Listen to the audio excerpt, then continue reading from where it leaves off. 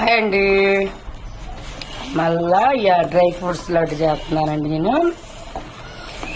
దీనికి కావాల్సినవి ఏంటంటే పుచ్చ గింజలు, గుమ్మడి విత్తనాలు, పొద్దుతిరుగుడు గింజలు, వాల్నట్స్, జీడిపప్పు, బాదం పప్పు, పిస్తా పప్పు.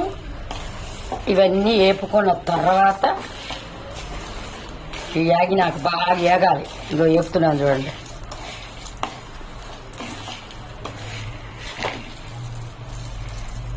ఇలా వేగినాక ఒక ప్లేట్లో తీసేసుకున్నాం.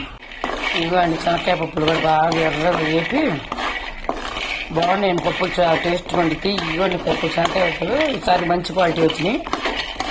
అంతే తెచ్చేసుకున్నాను. అంటే ఇవి కూడా వేపేసుకోవాలి. ఇవ్వండి అవన్నీ మిక్సీ వేసేసాము. ఫైనల్గా నువ్వులు కొంచెం గసగసాలు వేసి వేపి పైన చల్లాము. నెయ్యి వేసి ఇప్పుడు ఉండ చుడతాం. Dry fruits laddu.